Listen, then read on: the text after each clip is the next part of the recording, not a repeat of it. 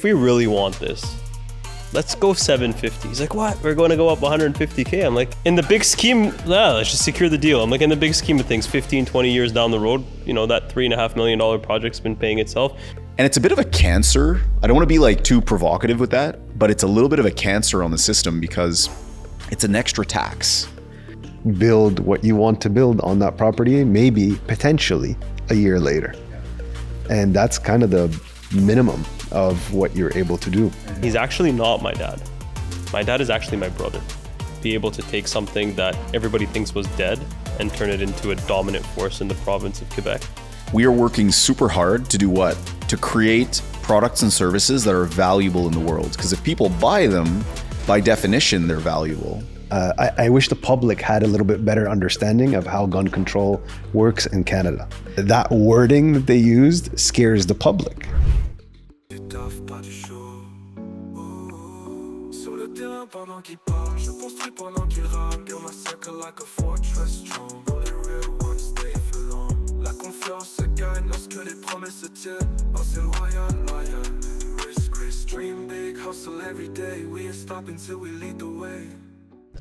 Well, I just want everybody to maybe take a quick second, introduce themselves, their background, and why you guys are people I like to have conversation with and challenge me in my business way of thinking, my thought process.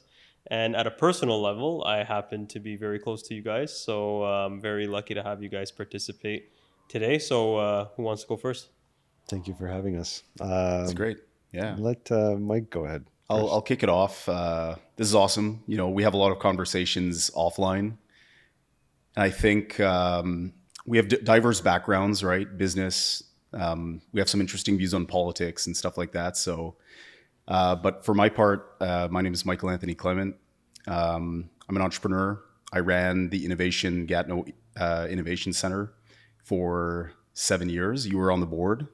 So we got to work together to help startups basically go from 0 to 1. That was like the phase that we focused on. And for the last 6 months, I've been doing my own startup. So, I've joined the game with you guys.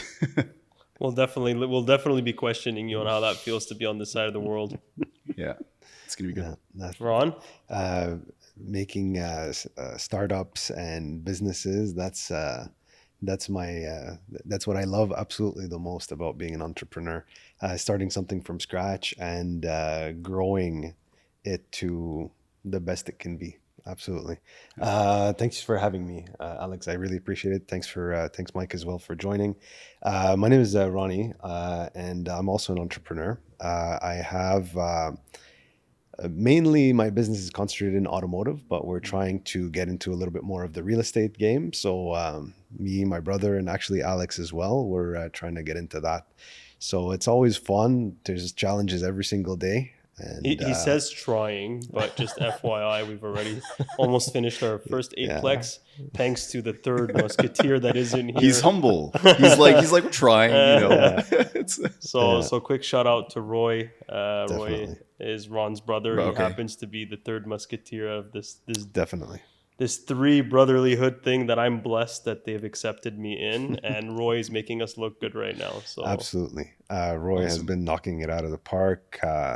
He's doing quite extremely well. Honestly, he's phenomenal at what he's accomplished in such a short period. So we're blessed to have him around. I actually stopped by today to check out the 8plex, and Jade was like, "You guys did this?"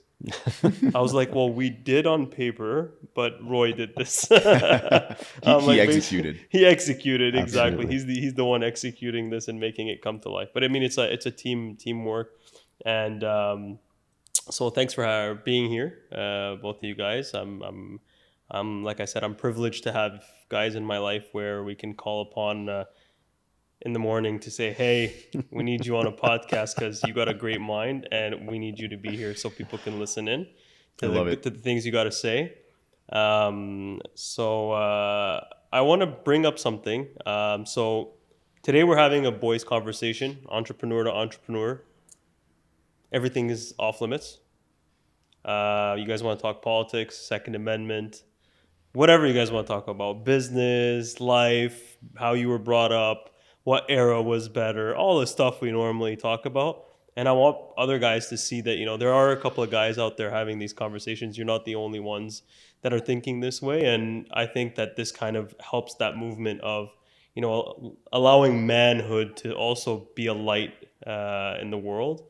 I feel like that's something that's kind of been dying down in the last 15 or 20 years. For some weird reason, it's almost we're alienated to be a man.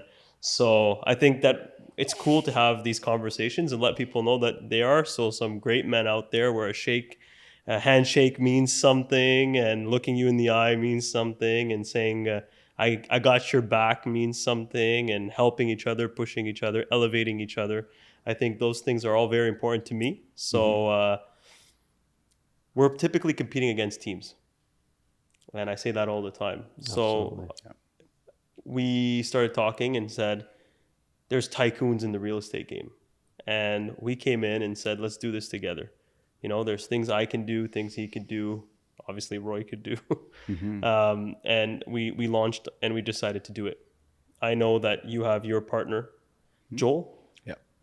And Joel and yourself launched into this amazing venture that I'll let you maybe have a chance to just explain a little bit more about it. And I think we're starting to see the correlation. Every time you team up, something happens, there's a spark. And then that's what allows you and it enables you to grow and to move. So just maybe let's hear everybody's opinion on, should you go solo? Should you team up? People are scared of teaming up. What do you guys think about that? What do you think about that, Mike? Yeah. I've got some thoughts on this. I mean, there's this saying that the reason teams are more effective than individuals is because as an individual, you bring your skills to the table. Let's say in real estate, you're really good at finding deals, but let's say you have some weaknesses. Maybe you're not a good executor. So that's where your brother comes in. So by syndicating yourself with someone else, and then you add Alex to the mix, and maybe Alex is more of a finance guy and he can get the money. Well, you have the three pillars of the stool, right? You got the deal, you got the people, and you got the money. Well, it's actually crazy. That's insane. That he said that. You pretty much hit the nail on the head with that one. That's pretty much how we have it set up for the time being. Yeah, that's what I figured. It's just to say, like, he came over. We were having barbecue, having burgers. And he was out in the east end of town, and I'm like, come by, have some burgers. That's so true. That's actually how that That's happened. exactly how it went down. So he comes by and has his burgers. So the guy that scouted the plan, I'm clearly pointing, it's him. So he's like, I'm going to check out a property. You want to go? Yeah. I was like, why not? Yeah. So we drove down, take a look at this property. He's like, you want in? You want to do this? I was like, all right, let's do it. And then we bid it against, I think the bid was very competitive. It was like 10 people, right? And I actually had lunch with a couple of guys that were on the bid, not knowing we were bidding against each other because I knew a few of the guys. Yeah. And so Ron calls me. He's like, yo, do we want this? I'm like, what's the asking, right? It was an old thing. It was like $600K. And I was like, if we really want this, let's go 750. He's like, what? We're going to go up 150K. I'm like, in the big scheme, secure the deal, let's just secure the deal. I'm like, in the big scheme of things, 15, 20 years down the road, that $3.5 million project's been paying itself. Will we really look at the 150K? So we obviously won. I like that approach, by the way. That's long-term thinking versus short-term thinking. There's penny pinchers in the world that try to save like $10,000 here on a deal like that. But when you zoom out, what's the point? So I love that you brought that up. Yeah. And I remember we debated it a little bit. We were going back and forth. Maybe we'll go to 700. Maybe we'll go to 730, maybe. And it comes from a lesson from my dad. So I was buying my neighbor to do the same thing, and I penny pinched for 20 grand. And I lost by 20 grand. My dad's like, oh, just pay an extra 50K. He's like, what's 30K going to do on, divide that by, 25 years. You're a young entrepreneur, successful entrepreneur. I wish I had the opportunities at that age that you have today. So what's 30 grand over 25 years? You're not even going to remember that was a thing. Yeah. So then I took that lesson, brought it here, and then we talked about it, and I was like, fuck it, let's go. We're going 752, I think, right? 752? I don't remember. We picked a random number. It was some weird number. So we make the purchase, we buy it, and then I create the corps and the finances and whatnot, and then Roy just flies right in and basically takes over. He goes, Takes "All right, over. I got it from here, boys. Take The a step manpower. back." The funny thing is, Roy didn't even look at the property. No. This one specifically, he was very busy with our automotive shop at the time. We had some staffing issues, and he stepped in and he took control of that. But he had not even laid eyes on it. He didn't even know that we were actually planning to buy it. Because he trusts you And, guys. he just It's trusts- like you guys did your job. He I'm trusts going to do my us. job, and you guys Exactly. trust him to do his. So yeah, 100%. it's the best. yeah. But finally, he's the one spending more time tearing it down and coming up from the ground up, which is awesome. He's working with a great team right now to get the project going, and it's our first big project. We've done several smaller scale stuff, but this is the first big one for us in terms of real estate, and it's going extremely well. So Good for we're you happy guys. to Congrats. embark on this journey. So hopefully it should be a solid one, Cool. no doubt, for sure. Yeah, so that's the power of teams. What about you? You Yeah. recently jumped on a team of your own after taking a step back. So like you said, Yeah. I had the privilege of working at the Institute of Innovation. Just for people that don't know, maybe you want to tell them you were the CEO, so you'd be better. Even if I was on the board, I think you can explain what it is.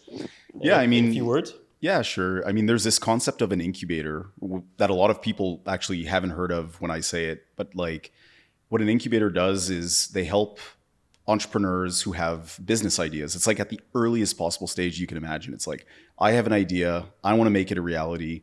You go to an incubator because the incubator provides support like human resources, coaches, service providers, lawyers, accountants, etc. Usually there's like a space component, so you can hang out there and build your company for very cheap. So we basically built this thing for Get to Know, and it was kind of modeled after Invest Ottawa, but with a more private approach. Our mantra was always like, by entrepreneurs for entrepreneurs, because what you get a lot in Canada are these publicly run incubators. And Alex on the board and Sylvain, who's the founder and the president for a lot of the time, we brought, I think, and my combination as well, brought a very private approach to helping the entrepreneurs. And that was really successful over time because I just think that's what entrepreneurs need, right? They don't need like bureaucrats telling them how to build businesses. All that being said, Bureaucrats. In the bureaucrats. city of bureaucrats. Yeah. I've got a lot to say about bureaucrats. I can't wait to hear hold, about that. Hold me back, man. Hold me back. I won't hold you back. We're gonna bring that conversation back. Ron, Yeah. remind me to bring that back. We'll put a bookmark in it. But, you asked about our new business. So, what's really cool, Alex, is that everything that I saw over these 7 years helping 100+ entrepreneurs, I get to now apply it in my own business. And what's awesome about that is negative knowledge is more valuable than positive knowledge. What I mean by that is it's more valuable to know what not to do than what to do. Absolutely. Because what to do 100%. changes every day, but what not to do is pretty much universal and it's timeless. Most businesses die because of probably one of three things, right? Like run out of money before you get to cash flow positive. Founder disputes. You have a breakup with your partners. Yeah. And the other one is, I think it's simply just running out of juice, that you've got no more will to continue. So those are the three main things. 80% of businesses die because of that. So when we started our business, which is called RV Management USA, we wanted to design it from the ground up to be on a very solid foundation. And so for one is I picked a business partner who's essentially my opposite. And he's great at things that I'm bad at and vice versa. So that's one. And we also have a great relationship. We're like brothers, like you guys, right? And I think that's important. You've got to see yourself with someone for like 20, 30, 40 years in business together. Play long-term games with long-term people is the saying. And then I would say, we structured it in a way that makes a lot of sense. Incentives are aligned. It's a clean corp, the accounting is good from the start. So that if you bring in partners like investors from the outside, they see it and they're like, wow, this is pristine, right? I can integrate this. It's not like all messed up spaghetti, spaghetti monster. And then finally, the third one is, I think we picked a really good business to go after. And what that business is Joel was one of the first employees at RV Easy, which is a peer-to-peer platform out of Ottawa, actually. He was employee number 2. He was the sales guy. Mm-hmm. He called thousands of RV owners to get them on this platform where you rent out your own RV. And what he realized is many of them were saying, hey, I want to make money with my RV, but I don't have time to do it. Can you take it for me? Can you, And he's like, no, we don't do that. So when he left RV Easy, he had that insight and he basically started a website. And turns out in the States, tons of people have this issue. And so we built a business around that one insight. And, as I was saying earlier, you really just kind of grow step by step around that. At first, you get a few people who want you to manage their RV. And then you find that there's some people in this side of the country that want it. Some people in this side of the country build a service around it. So what's the website called if we want to find it, Mike? RVmanagementusa.com. Perfect. So yeah, anybody needs an RV, they know where to go. Yeah, or I would say to manage their RV. Oh yeah, because it's actually property management. People usually go to rent an RV, but it's actually property management. So you guys are in real estate. I'm in mobile real estate. Yeah, well, RVs are a very amazing commodity, especially in the US. I feel like it's such a hype. Well, definitely. I mean, you've told me about that a few times. Yeah. But so you basically found a solution to a problem. Yeah. And you were it always should be. and what you were able to do is, in order to actually find that solution, is you were able to team up with somebody. Yeah. And he had the expertise and the insight. I wouldn't have known this because I just didn't have that exposure. But building the incubator, I had more how do you build a business on top of an idea? Right? Because the idea is actually it's important, but it's not critical. Execution is huge. Alex, you executed on a business that was already there, but you did what, times 20, I heard you say? Mm-hmm. That's really hard. It's really hard. It's a grind. It's decades, right? Tell me about it. I feel like I have mileage of 50 years in my body right now. Yeah. It's to be honest, it was one of the best experiences of my life, is to be able to take something that everybody thinks was dead and turn it into a dominant force in the province of Quebec. Yeah. There's a lot of things coming. I'd like to talk about that in a bit, but I just want to take a couple more minutes just to kind of explain the power of brotherhood, right? You would not have been able to do what you did without your guy. My new projects would not be able to be done without you guys. My start would not be able. I'm lucky, so a lot of people get these things a little bit twisted. But so I work with my dad, but everybody says my dad and me have the weirdest relationship, right? Absolutely, absolutely, on many levels. Very odd relationship. Why? People don't understand. He's actually not my dad. My dad is actually my brother, mm-hmm. and he's more my brother than my brother, right? Because he had me at such a young age, and he was in such a struggle when he came to this country. He arrived with nothing. And I feel like I came to the world seeing that. So it kind of allowed us to become much closer. And I wanted to build next to him, and I see the world through my dad's eyes. But what I'm trying to say is, because he has more of a brother title to me, your brother in the start, us three afterwards, every time something connects and you see that brotherhood basically propel each other into another level. Mm-hmm. I want people to understand, to stop being in this mindset of being an individualism where you just think it's you, me, myself, and I.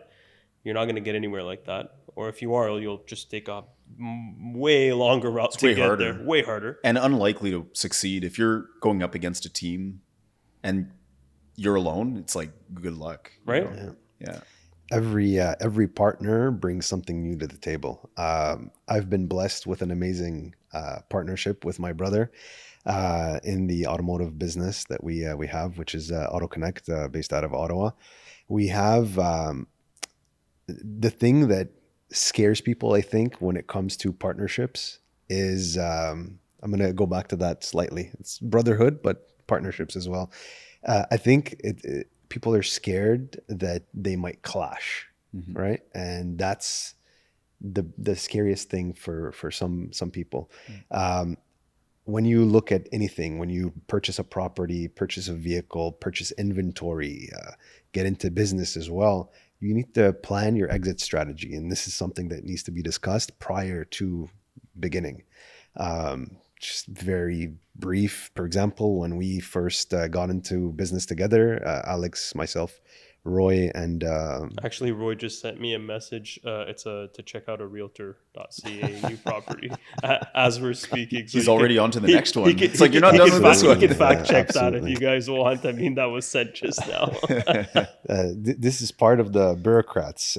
You have to start now, just to give you an idea of how long it takes to get paperwork going. For a build. We should expect this build to be completed in the spring of next year, final, key in hand. But you have no choice but to start working on the next project now for all the paperwork. Is it the bureaucrat bashing session? Because I'm down for it. I'm ready for it. I'm ready. So we'll close it off on teams, brothers, brotherhood, teams. Take that word. Take that phrase, that key phrase, save it somewhere. And if you guys are listening to us, make sure that, you run with this because you'll make it. But now, I think we should give him the mic for this one because it'd be dangerous if I start speaking. So we'll let Mike take a few Set the tone, huh? Yeah, set the tone. I'll try to be, I mean, I've got so much that I could say. I'll try to be respectful, obviously. First thing I'll say is both my parents worked for the government. Both were bureaucrats, okay? So that's important for me to mention. It's close to home. So you figured out what you did not want to do. Yeah, and it's funny. Ironically, in my school book when I was a kid, because I didn't have any idea what I was going to be, I had two things. I was either going to be an engineer or a bureaucrat. I literally wrote that because I was like, I'll just be what my parents will be. But here's the problem, right? When you actually grow up and you get life experience and you try to do things in the world, there's two kinds of people in the world. People that run towards pain and people that run away from pain. And what's a bureaucrat? A bureaucrat is someone, who creates rules. And I think there is a healthy degree of rules to follow in the world, right? But the bare minimum. There's like when I say healthy, it's pretty much the bare minimum. It's like you've got your 10 commandments, right? Those are pretty decent. And then it's like preserve property rights to make sure that, don't steal someone else's stuff, don't do this, don't do that, respect the others. Anything above that is friction in the system. And so to me, all of this bureaucracy that we've seen sprawl in the last several decades, especially where we're from, which is Ottawa Gatineau, it's like the federal government's here, it slows things down. And people wonder, why is Canada underperforming their neighbors to the south that have their own problems? But even despite those problems, there's this insane divergence. And why is that? And I said it openly in a group that are supposed to be for entrepreneurs, and they denied. They were like, no, it can't be that. And it's like, guys, open your eyes. If you put rules, like arbitrary rules in place, and you put friction and you make it hard to build, and you make it hard to start a business, and you make it hard to export or import or whatever it is. Well, it's like basically saying big government or small government, right? Yeah. 10 commandments. You're talking about our government's too bloated, too much rules. Absolutely. I almost feel like you're like the Canadian Charlie Kirk here, but we'll bring that up also after, because I definitely want to have a couple of things to say about Charlie. Charlie is a pretty cool guy. Don't agree with everything, but definitely like to talk about it. But I agree with you entirely, Mike. Too much rules, too much regulations. It's too bloated. You're being a little bit maybe more passive. I can't be passive. I've been going through things in my business where I actually work with the provincial and the city levels a lot more than the federal level. So I get to see it firsthand where my business can take hits. I recently lived the situation, and if I tell you this, you probably won't even believe it. So essentially, we had to drop a bid 2 p.m. And we got there, it was like 1:56 p.m. So I still had 4 minutes, right? Mhm. And I then remember what you told me about that, and I'm still mind blown. people that are that still happened. mind blown. And if he hears about this, it's just going to keep talking about friction, rules, regulation.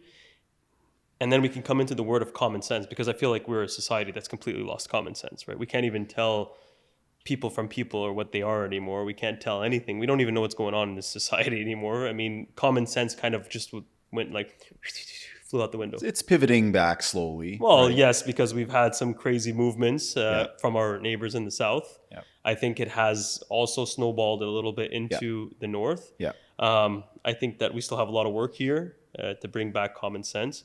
The good old Canadian dream is a little bit was extinct, but Well, I what think is that what is the Canadian dream? You Oh, know? the Canadian dream is to be able to immigrate with opportunity, have a place to build a safe home. Almost sound like I'm Pierre Polyev right now, but it's the truth. I mean, I know we're jumping from subject to subject, and this is what I love. This is Yeah. literally how we sound Yeah, like yeah, when we're yeah. sitting down, right? So Yeah. I'm going to tell you the story about the 2 minutes, Yeah. the 2 p.m. thing, and you're going to just be mind boggled. But just that's what it was. You know, Canadian dream is immigrate to Canada, full of opportunity. You know, buy a house, start a family, make sure that your kids have a chance to grow in a safe environment. Know what common sense is, have great values, and defend those values abroad.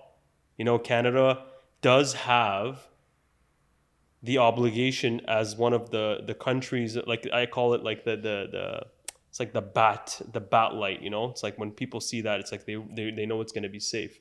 Well, Canada was that for vast immigration across the entire world. So we need to defend that. We need to continue to defend that, but not defend that to the point where we're going to destroy what Canada once was, right?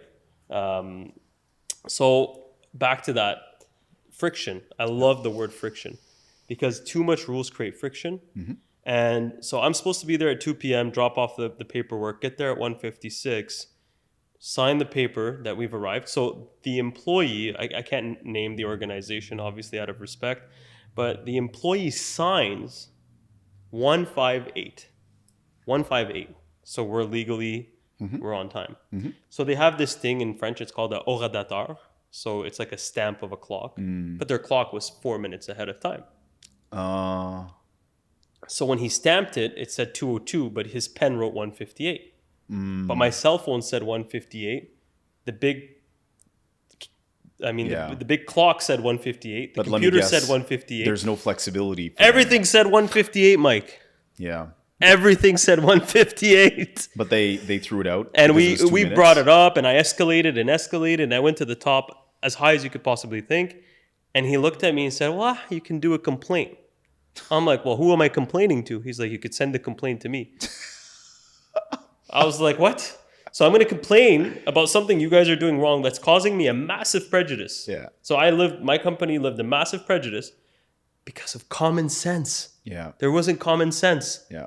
So I wrote them a letter and I said, just say this example. It's like, imagine we lived in a world that operated off 2 clocks. Well, I mean, sometimes for the ones that know me, I do operate on my own clock because I'm always late.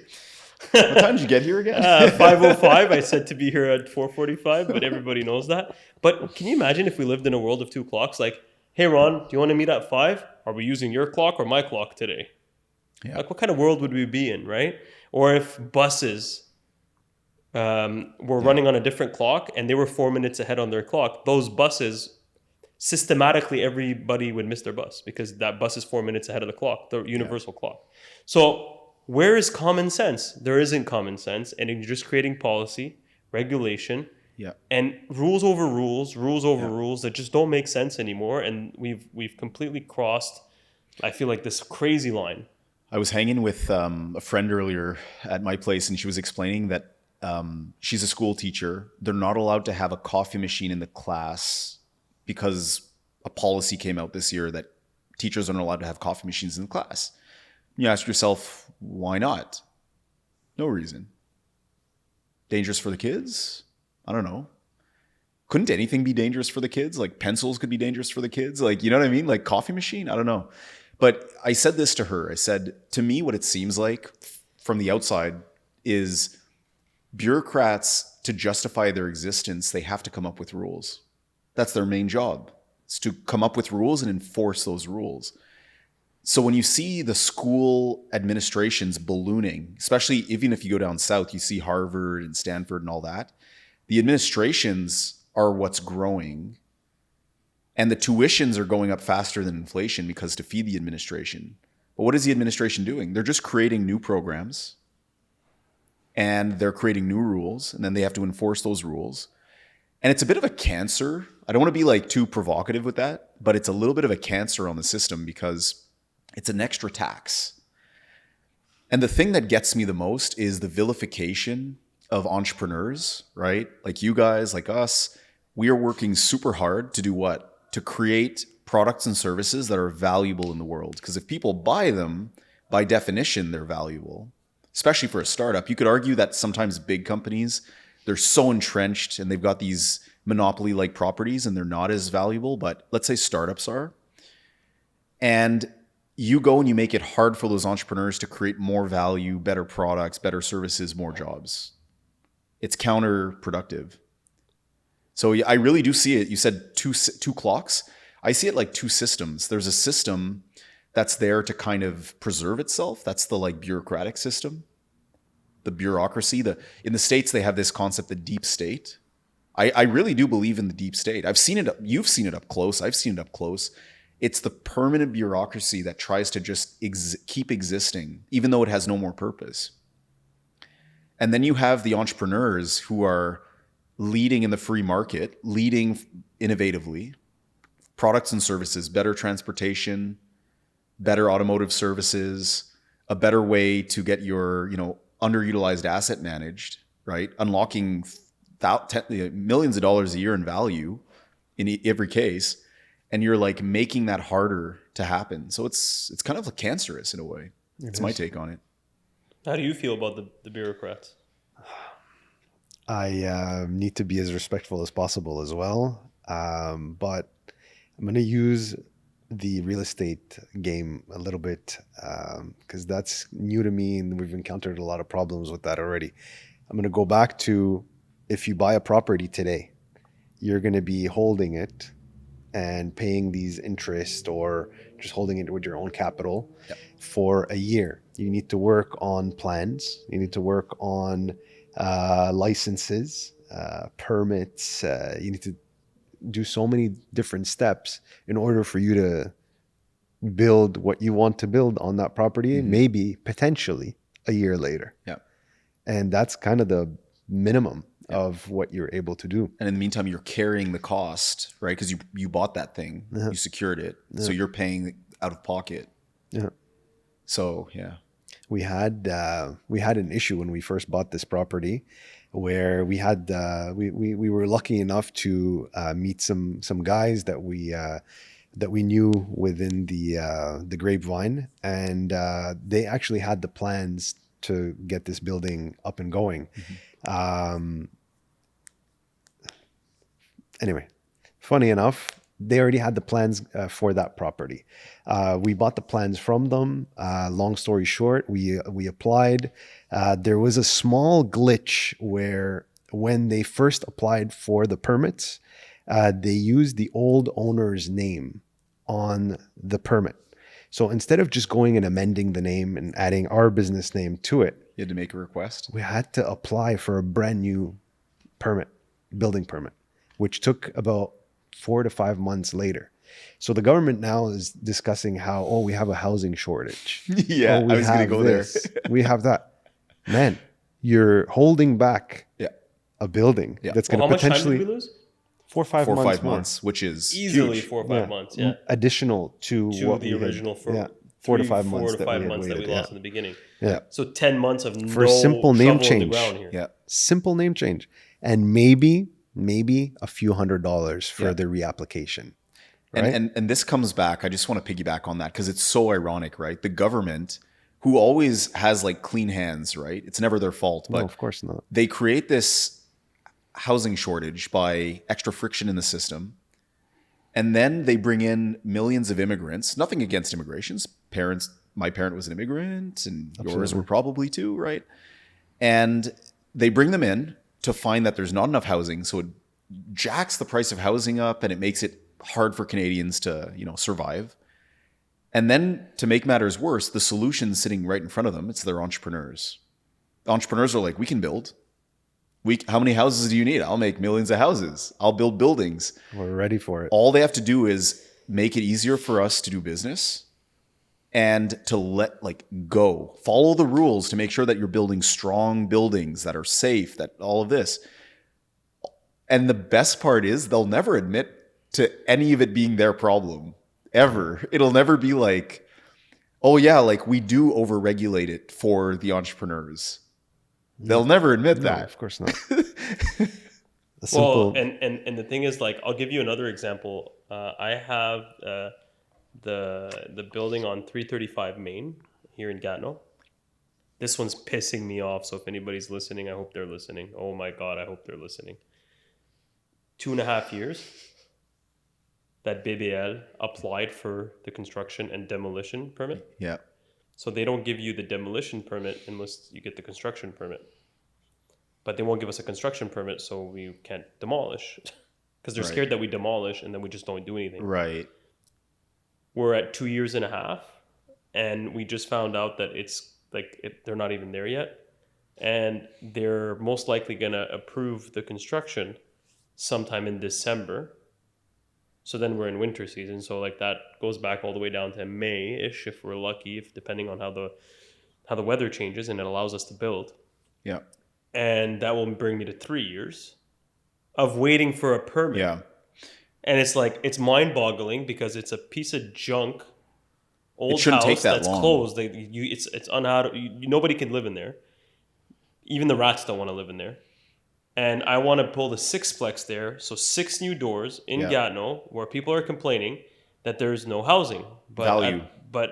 What do you mean? How long would BBL build a sixplex for BBL? What do you think? 6, 7, 8 months? They'd have it ready to go. He'll make quick work of it. Right? It's really what I'm hearing is in the construction process. What takes the longest is the administrative regulation. Or what are they teaching? You're not teaching entrepreneurs can run circles around the bureaucrats, but you're not teaching anybody anything. I mean, you're probably going to like this, but entrepreneurs push the agenda on every single industry, regardless of the industry. Yeah. So, I agree with that. Yeah.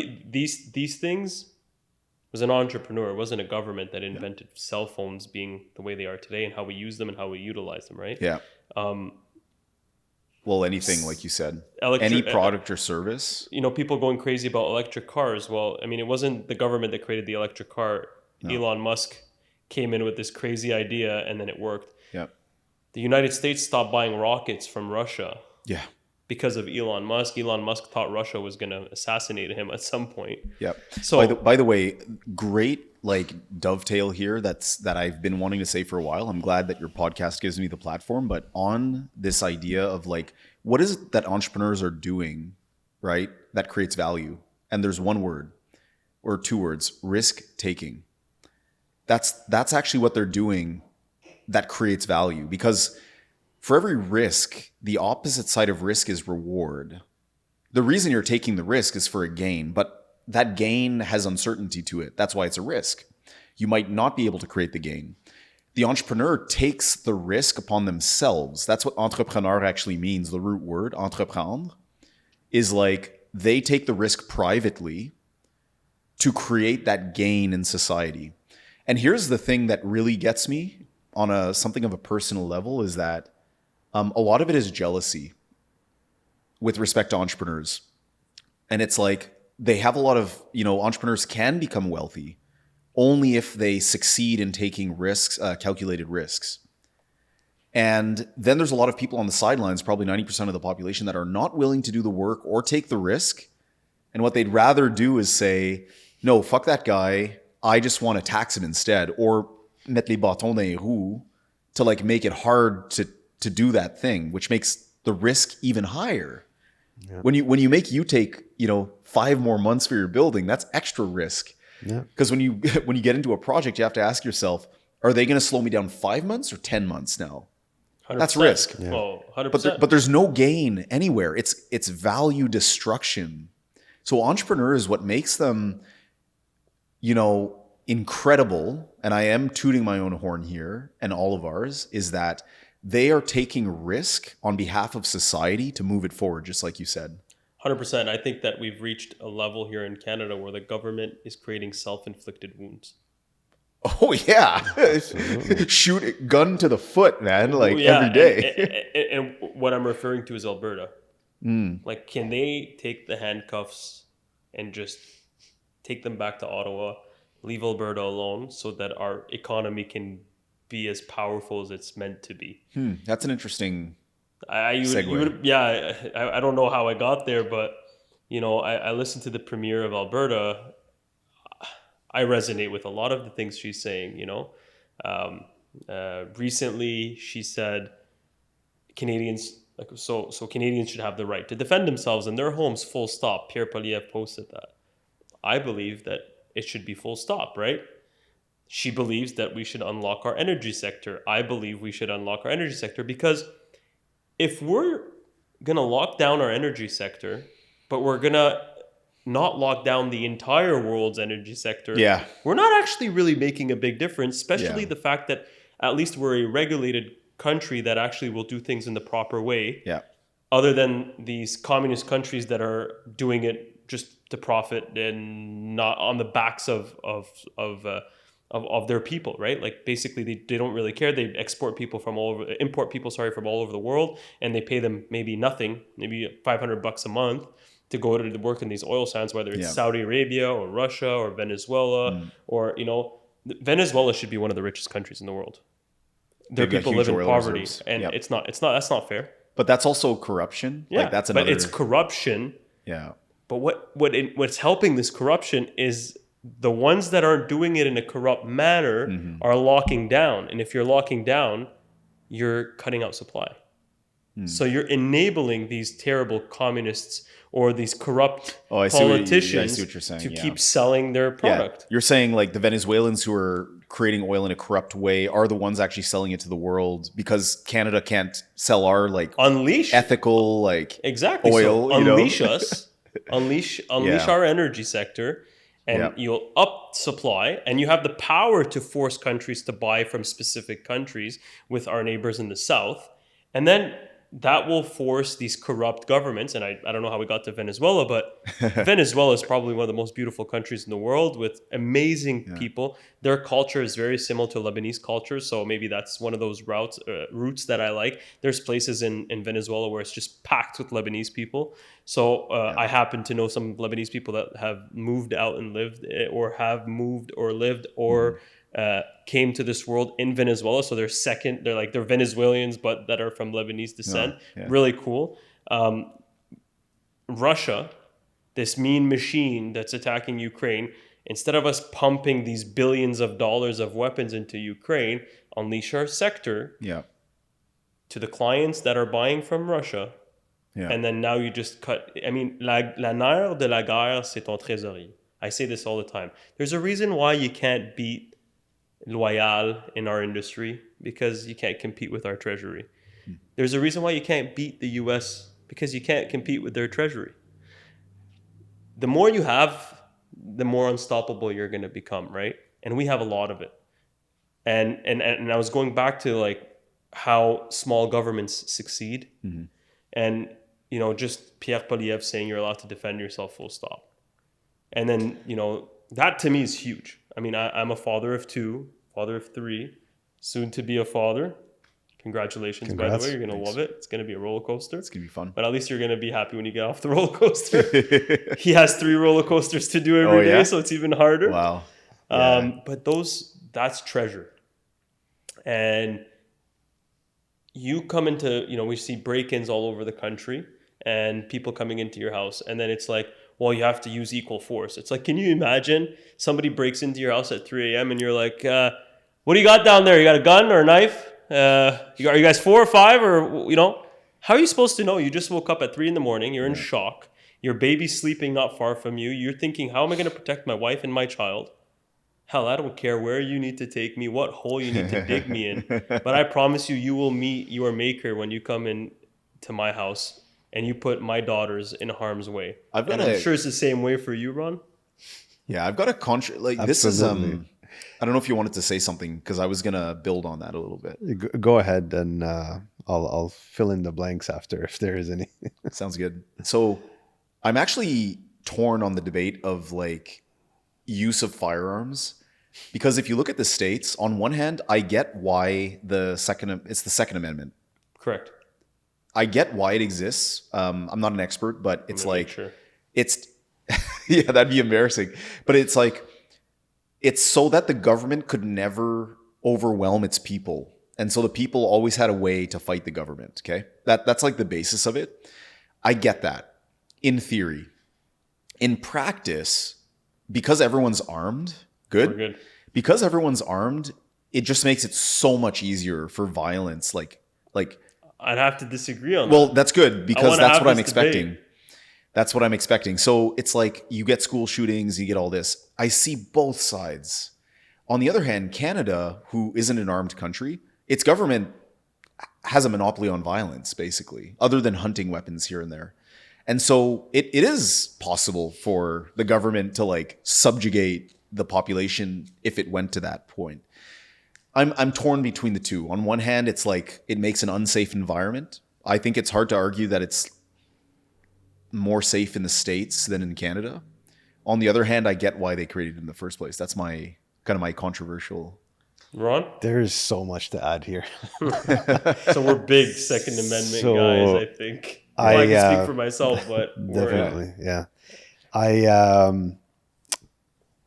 In a way, I wish we had a little bit better. I wish the public had a little bit better understanding of how gun control works in Canada. In Canada, I don't know if you're are you familiar? Are you Not a gun so owner? much, please. Not at all? Yeah, share. Okay, that's actually great. So I'm a licensed gun owner, and I've been a licensed gun owner, I believe, since I was like 17 or 18. Okay. I'm 39 today, so it's a long time ago. There is a course that you need to take, a safety course that you need to take. And there's, I forgot the name of it, but there's every single day that you are a licensed gun owner for a certain class, the RCMP actually conducts a check on you to ensure that you are not found criminally charged with anything every single day. So licensed gun owners in the country are the most they should be the most respected and safest people out there. Right. Because if they catch, like, if you have some kind of thing, it's like that gun's getting taken away. Red flagged, and they're going to come pay you a visit. More than likely. I've thankfully never experienced that, and never will. Yeah. But all things to say, all this to say is that gun control in Canada needs to be a little bit more publicized, because right now they're trying to take away the guns from licensed gun owners in Canada. Well, they've banned assault rifles, they've banned handguns. So there's so much to talk about here, but assault rifles again, like that specifically, that wording that they used scares the public, right? Because murder rifle. Let's go one step further. Yeah. Assault rifles can be, in their view, can be a simple rifle that is actually used for hunting as well, but it becomes an assault rifle. It's like a knife. You can use a butter knife and stab somebody with it. Yeah. Right? Yeah. That becomes an assault butter knife. Yeah. You know? That's actually a very good analogy. I like that. Yeah. Anyway, I'm going to go back to gun control in terms of publicizing it. They wanted to take away all of the guns from Canada, from the licensed gun owners. And yes, they've made some changes to Border Patrol to try to catch all of these illegal weapons coming in. But they wanted to take these guns from the licensed gun owners and donate them to Ukraine recently. Did you guys hear about that? That's insane. Yeah. Anyway, recently, the audacity. A few days ago, I saw an article where they decided to pull that back because Ukraine stated that these guns are not worthy of war. They're not war worthy. So why are we still pushing this agenda costing taxpayers billions of dollars to pull back this I think you said it. It comes back to education. You taught me some new stuff today, but imagine the rest of Canadians. All they hear is assault rifle, and they see like the headlines of the school shootings in the States, and they superimpose that here, and they're like, like I just don't want that. Of course, 100%. Like I'm a father of three, and the last thing I want is my schools not to be, our school system not to be safe, for sure. But licensed gun owners is not, like, punishing licensed gun owners is not the way to go. Right. You need to, like, especially if they've gone through all of the requirements to be that level of, like, secure, vetted, etc. Well, the problem is you're continuously removing licensed gun owners. You're taking away their guns, but is there less guns on the streets? Right. Where the criminals that actually commit crimes, they're still running around with guns. I mean, people are still breaking into people with guns. There was a shooting, I think, yesterday in Ottawa. I stopped counting, to be honest. Yeah, there's a shooting in Ottawa like every single weekend. Those guns are for those shootings. They don't come from hunters. They come in through, like, illegal ways, through the borders and stuff like that, right? There's different ways of acquiring these firearms. I'm sure, because I mean, they're all over the news. I mean, they're doing a shooting every day. I'm sure John that went and got his license and registered his weapon did not run around downtown Ottawa yesterday with his licensed weapon to shoot people, right? No.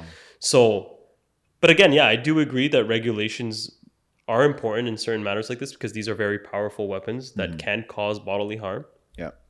But that being said, it's not the licensed owners that are causing the harm. Yeah. So instead of us putting our focus on the wrong ones, kind of like what we're doing in business, instead of the government putting their focus on the wrong solutions where they're creating the problem, well, let's go after the ones that are actually running around with weapons that are not registered, without people that have passed and been vetted in all levels. Yeah.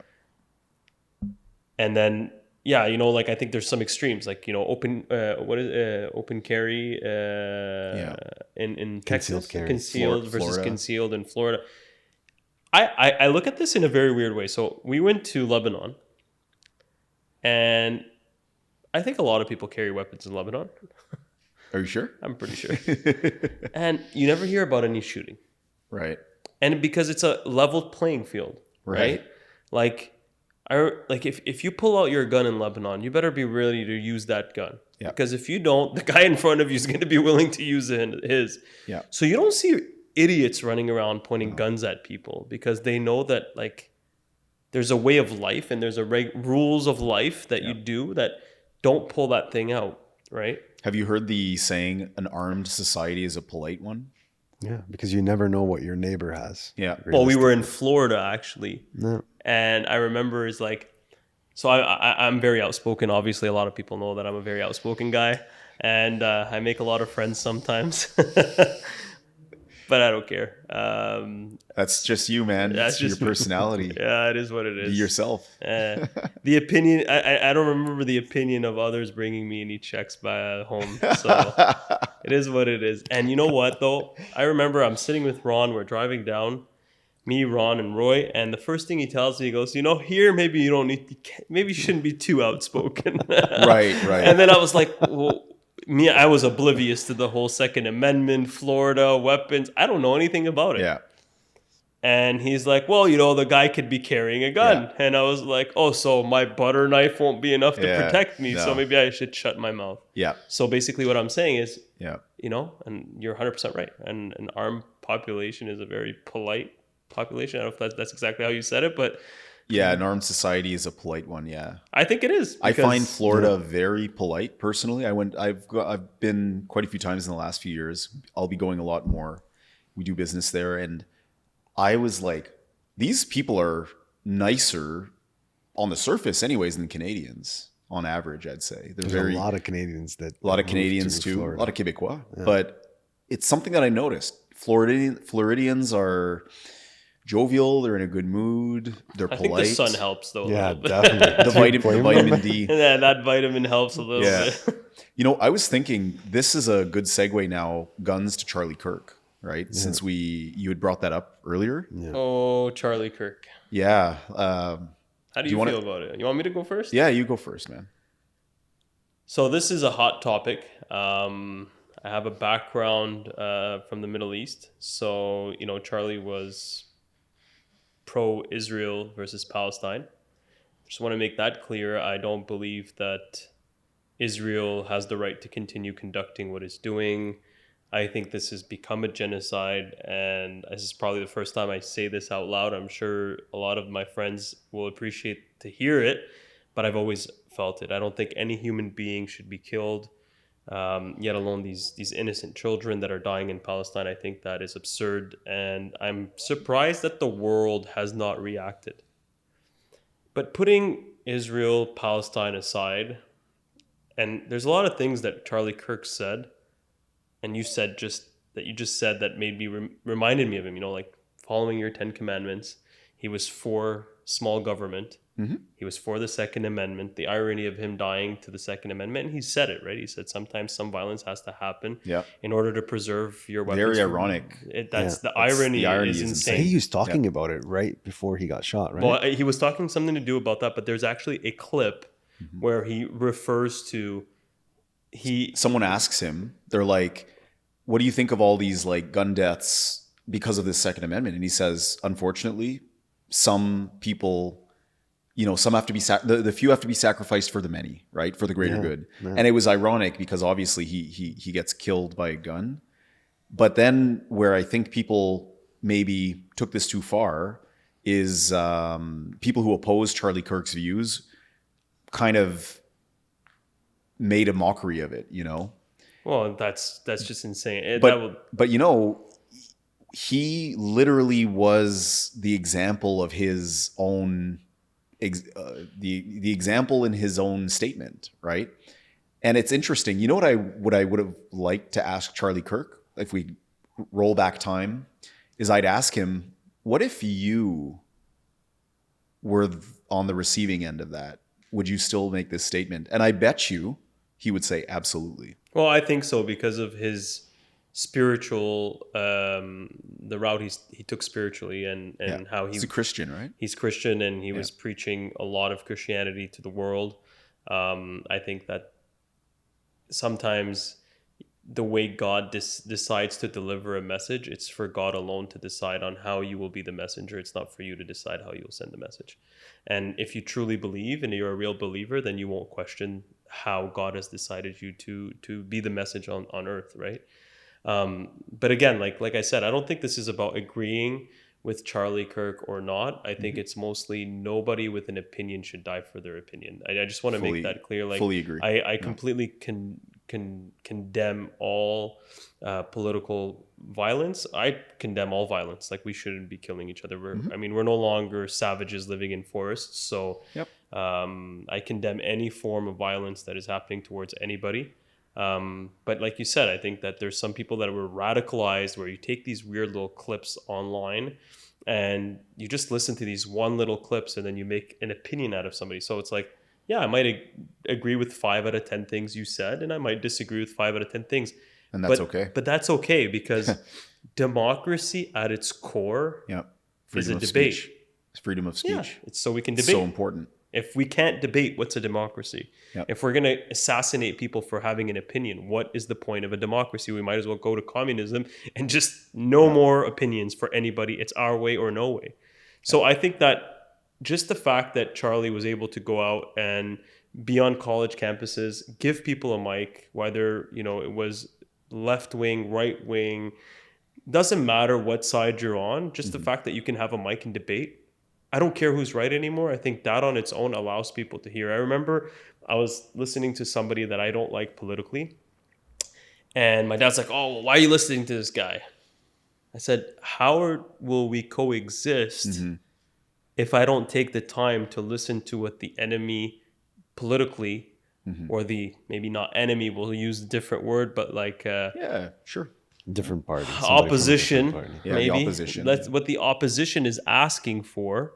How am I supposed to know how to coexist if I don't even know what they want? You can't look at life from one lens. You got to be able to look at this from a different lens, right?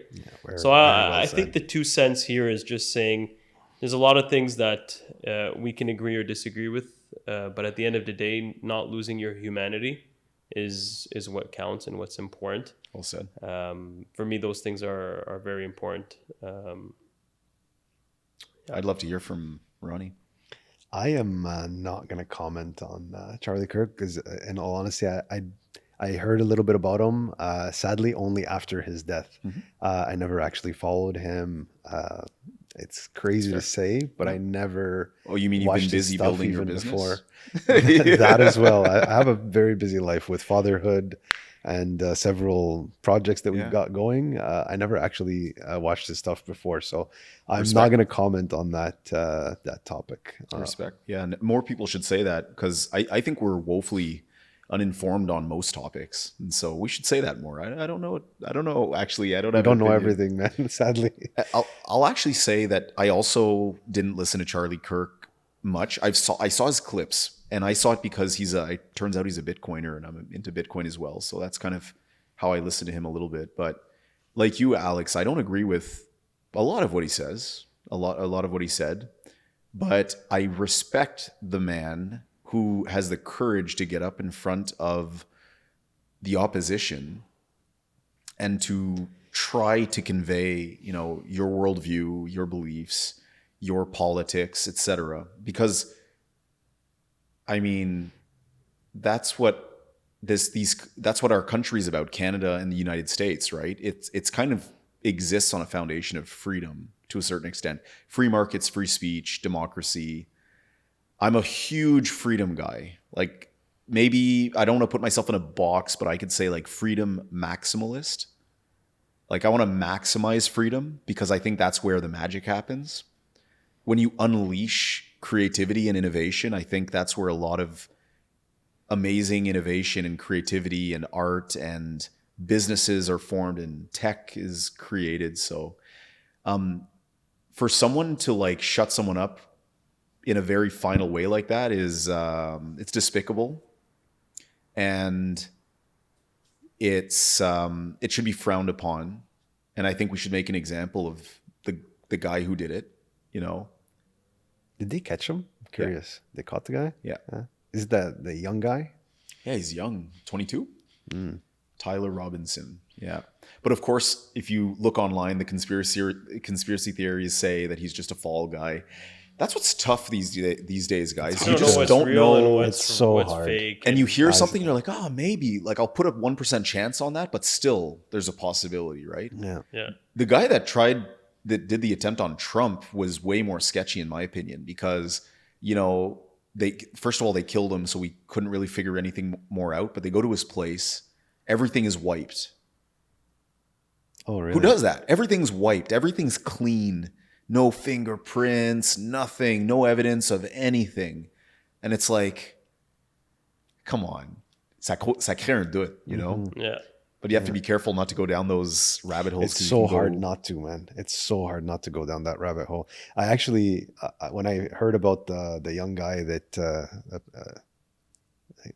shot Charlie Kirk, I heard slightly shortly after that they have some footage of him at the similar time at like some burger shack or some restaurant nearby. Saw that. You saw that as well. Yeah. So again, is it going back to the deep state and all the conversations earlier? Yeah. Is it somebody else playing the puppet somewhere? Here's the thing. The official story is that was actually 6 hours after. So it's totally possible. But what you brought up and what scares me is that ça le crée un doute dans ta tête. Yeah. And that's all it needs to do. Yeah. It just needs to make us think twice, like, oh, maybe it isn't. And unfortunately, we're swimming in a sea of like information and disinformation. Yeah. And very little of it is signal. Yeah. Most of it's noise. Yeah. Well, I like that you said signal and noise, and maybe we can finish up on this topic here. I'm kind of rolling out back into a little bit of the business because this is what I really care about, and I know this is something we all care about, is to inspire other entrepreneurs to continue to push the tempo, try to fight through that big bureaucracy that we're in here in this country, and try to continue to elevate what entrepreneurs are. And like you were saying earlier, maybe not vilifying what an entrepreneur is, or what entrepreneurs bring to the table. I feel like we do vilify that a lot. Um, Noise versus signal, some of the greats, I was listening to CEO, Diary of a CEO, and Kevin O'Leary was talking about his time with Steve Jobs. Steve Jobs, Yeah. exactly. Yeah. And he was saying, noise versus signal. Yeah.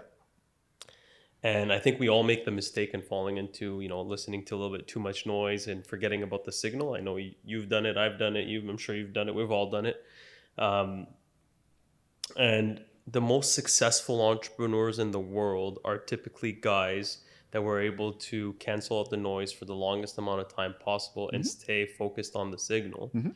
And every time you interview somebody that talks about one of those entrepreneurs, you just see how insanely focused they were on signal, right? That's it. So Kevin O'Leary referring to Steve Jobs on, this guy was like 80-20 signal noise, Steve Jobs was 100% signal, and Elon Musk is 80-20 because I think he gave him some noise because of his political ventures. Right. That's possible. You can see Elon Musk coming in and with a toilet bowl into Twitter. I mean, that was just yeah. Elon is just insanely productive, no matter how you cut it. I don't understand, to be honest. I want to do one thing. I want everybody maybe pick a CEO that you like, that you appreciate, or each other, or people doesn't need to be greats. Yeah. And what you had a moment of messing up with some noise, and how important signal is to you. If we can do that all, just to show how we all have our different ways of, or what we've done as a mistake, and what is noise. That's good. And maybe we can end the segment on that. Ron, we'd like to hear from you a little more. I would like to answer that question. My favorite CEO, it has to be Steve Jobs. Speaking of noise and signal, I recently saw a clip where Steve Jobs would address a crowd, and I have a little bit of a hard time communicating in front of a crowd, but Steve Jobs was asked a question, and he took 19 seconds to think about his answer and respond to the crowd. I don't know if you guys understand what 19 seconds is. Yeah. It doesn't sound like a lot, but it's awkward in a large crowd like that. Standing in front of a large crowd, just sitting still, waiting for the answer to come to your mind, thinking about the answer correctly of how you're going to address it is phenomenal. And this guy was so powerful with the way that he negotiated. He's somebody to look up to, for sure. He negotiated about a $50 million difference in a price of a business deal when he was trying to acquire another company. After everything was set, the deal was done. He negotiated $50 million down in the price. That's entrepreneurship, for sure. Yeah, he's a great, absolutely. You guys probably haven't heard of mine, Michael Saylor. Of course. You know Michael Saylor? MSTR, baby. Yeah, that's it. So Michael Saylor, for those who don't know, he's the CEO of MicroStrategy. Now it's called Strategy. And they're basically the first public company to pioneer like a Bitcoin acquisition company. So they're basically buying up all the Bitcoin. And that's why I don't know who he is. Yeah, exactly. I'm not a Bitcoin guy. Yeah. And I'll give you a quick stat just to show how insane this strategy is. In 2020, the company was like shaky. It was a zombie company. They didn't have any moves to make. They were sitting on a lot of cash. The cash was being inflated away. It was losing value. The company was worth less than $1 billion. Fast forward 5 years after they started the Bitcoin strategy, they're worth I think at their peak, like 128 billion. So 128x in 5 years. And they're not stopping, right? They're just going to continue if you know his strategy. So what I love about this guy is super contrarian. We're in a world where, to your point, we'll save this for another podcast, but a lot of people don't know about Bitcoin, don't really understand it. And And if you're the person who's heading a public company and you convince your board of directors and your team to like acquire this digital currency, this digital property, I'll call it, it takes a lot of courage, takes a lot of balls, takes a lot of vision. And in 5 years, the strategy has 128x'd. So to me, it's like, holy crap. Sometimes when you take a risk and you have it well aligned, the results speak for themselves. So that's why I like Michael Saylor. Well, a lot of great CEOs will always tell you that you need a little bit of luck. So, oh yeah. So obviously being a little lucky in the timing really changed anything. Yeah. For me, I don't know if you guys have heard of Travis Kalanick. Of course. Do you know Travis Kalanick? No. He was the founder and CEO of Uber. So that's probably one of my top CEOs. This guy was pretty focused on signal. But what I like about Kalanick is he was able to turn noise into signal. Mm-hmm. That's a little bit different. And he was known as a wartime CEO. And I feel like that plays to my style. I'm a wartime CEO. Mm-hmm. I think if a company wants to win head to head, doesn't matter the industry you work in. If you put me at the helm, I'll come after every single thing you have. I'll take your child's food. I don't care who you are, what you do. And that's Travis Kalanick. He had this thing where he would say, hustle. I'm not gonna say it right. I don't want to massacrate it, but yeah. I'm gonna make sure I say this right because it's good. It's really good. Travis is impressive. He said, fear is the disease and hustle is the antidote. Mm-hmm. And I live by that. Hustle, hustle, hustle. I'm a little bit more traditional sometimes in some of the things I'll do and how I do business, but he basically brought the gig economy to life. And to me, that is phenomenal. He started his own thing. Yeah. The gig economy is because of Travis Kalanick and Uber. Our business wouldn't exist without him. Exactly. This idea of sharing assets, he created the category. Yeah, he literally created a category. So forget what he did in transportation because he just, and I say this too, and that's why I'm just making these references, but I say this typically, there's not a lot of people that create the new innovative idea of the world. Typically, business is sometimes you just take something that already exists and you make it 100 times better. You remix the flow and do it again and again. And I mean, Uber at its core is just basically calling a cab. He just found a better way to do it. But outside of what he did in Uber, building the ecosystem of transportation, and what we hope to do is to do better what Travis Kalanick did. My vision of transportation is to build the first mass mobility as a service system across many platforms, all interconnected as one ecosystem, a multimodèle de transport, as we call it in French. But what I typically say is, like, you just take somebody else's idea and you make it better, or you use it because it has there's a different algorithm you need to add to it or change a couple of variables, and it becomes a solution for something a little bit different. Like we said, with creating the gig economy. Mm-hmm. And that's what Travis Kalanick did. He literally pulverized his way into governments and made people stand up against governments. I was going to say, he was the bane of bureaucrats. Because he just came in and he said, screw the rules. Yeah. For those who don't know Bane, we're talking about Batman. Yeah. Okay. Because you know what he does in Batman, right? Well, I mean, he doesn't. Come on. Well, no, but I mean, I know who he is, but yeah. The uprising of Bane and Batman. Against the government. It's actually a thing. Oh, I didn't know that it's literally that. It's literally the storyline of in the movie. All right, but that's not what you're referring to. But that's how I'm referring to Got it. But yes, exactly. He literally gave the finger to the government. He basically sidestepped the regulations that were.